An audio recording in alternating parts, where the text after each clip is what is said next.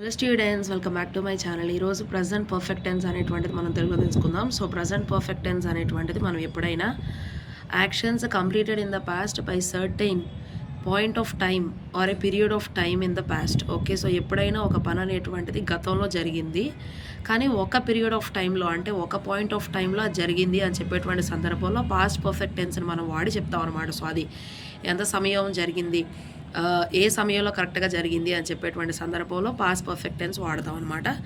So తర్వాత 2 actions in the past. ఈ యొక్క పాస్ట్ పర్ఫెక్ట్ టెన్స్లో 2 పనులు అనేటువంటివి జరుగున్నాయి అనుకోండి. పాస్ట్ టెన్స్లో అంటే గతంలో 2 పనులు జరిగినాయి కొంచెం టైం డిఫరెన్స్తో. ఓకే, సో 2 పనులు అనేటువంటివి జరిగింది. ఆ ముందు జరిగినటువంటి దాన్నేమో పాస్ట్ పర్ఫెక్ట్ టెన్స్లో చెప్పాలి, తర్వాత జరిగిన దాన్నేమో సింపుల్ పాస్ట్లో చెప్పాలన్నమాట. సో పాస్ట్ పర్ఫెక్ట్ టెన్స్ అంటే I had eaten a mango అని వస్తుంది, లేదంటే they had finish the work అని వస్తుంది. అదే సింపుల్ పాస్ట్ అనుకోండి, ఐ ఏట్ ఏ మ్యాంగో అంతే, తర్వాత దే ఫినిష్ ద వర్క్ అట్లా వస్తుంది అనమాట.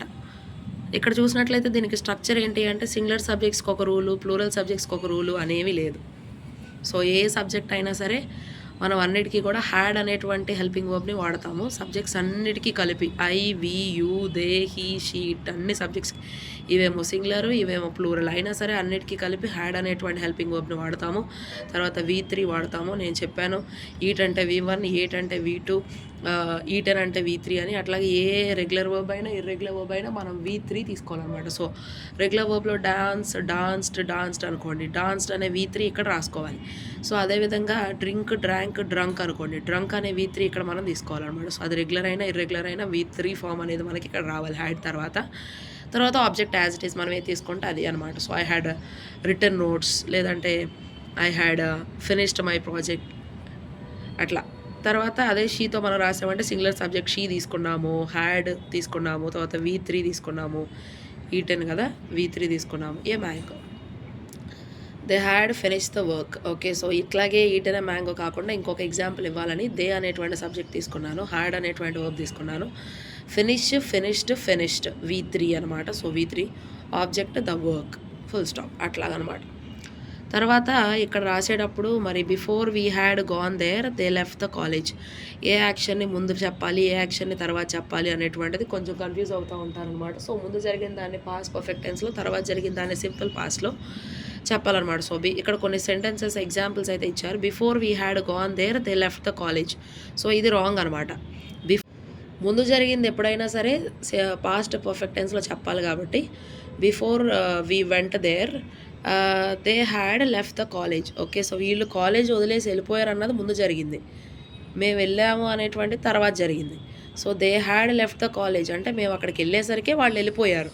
So they had left. Okay, so leave left ఇది third form of the verb. Had past perfect tense ఫామ్లో ఉంది, had V3, they had left the college. Went అనేటువంటిది simple past, we went there ఇది simple past, go went gone V2 ఇది went.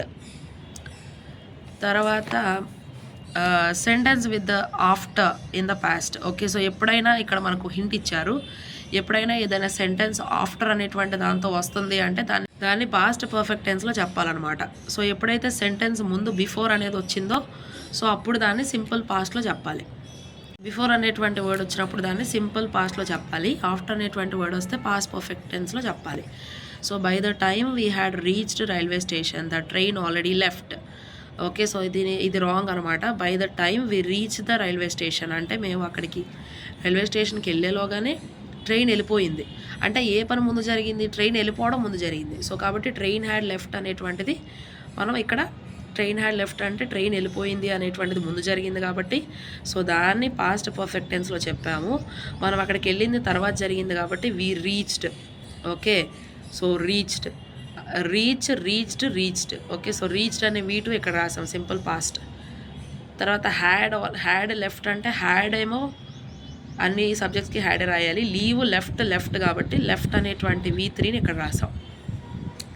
తర్వాత positive sentence నుండి negative సెంటెన్స్లోకి ఎలా change చేయాలనేటువంటిది, I had eaten a mango అనేటువంటిది మనం ఇక్కడ ఫ్రేమ్ చేసినటువంటి సెంటెన్స్ని మళ్ళీ ఇక్కడ నెగిటివ్గా మార్చడానికి తీసుకోవడం జరిగింది. I had eaten a mango ఇది పాజిటివ్ సెంటెన్స్. దీన్ని నెగెటివ్‌గా మార్చాలంటే ఇందులో హెల్పింగ్ వర్బ్ ఏంటో చూడాలి. ఈ హ్యాడ్ అనేది హెల్పింగ్ వర్బ్, ఈటెన్ అనేది మెయిన్ వర్బ్. హ్యాడ్ అనేటువంటిది హెల్పింగ్ వర్బ్, ఈటెన్ అనేటువంటిది యాక్షన్ వర్బ్. మనం చేసే పనులను తెలియజేస్తే గనక, సబ్జెక్ట్ చేసే పనిని తెలియజేస్తే దాన్ని యాక్షన్ వర్బ్ అంటాం. సో కాబట్టి హెల్పింగ్ వర్బ్కి నాట్ కలిపితే సరిపోద్ది. I had not eaten a mango. దాన్ని కాంట్రాడిక్టెడ్ ఫామ్లో చెప్పాలి అంటే negative sentence I hadn't eaten a mango. తర్వాత I had not eaten a mango అనే సెంటెన్స్ రాయడానికి రాంగ్ అనమాట. అది ఇట్లా రాయటమే కరెక్ట్. తర్వాత దీన్ని క్వశ్చన్గా మార్చాలి అంటే హ్యాడెంట్ అనేది ఇక్కడికి వస్తుంది, ఐ అనేది ఇక్కడికి వస్తుంది, eaten a mango as it is రాస్తాము, దానికి క్వశ్చన్ మార్క్ పెడతాం. ఇది ఇంటరాగేటివ్ నెగటివ్. తర్వాత దీన్ని పాజిటివ్గా మార్చాలి అంటే ఈ నెగేషన్ నాట్ తీసేస్తాం, ఉన్నది హ్యాడ్ రాస్తాం, నెగేషన్ కొట్టేస్తాం, ఐ రాస్తాం, ఈటెన్ ఎ మ్యాంగో రాస్తాం, క్వశ్చన్ మార్క్ పెడతాం. ఓకే, సో అది పాజిటివ్ క్వశ్చన్ అనమాట.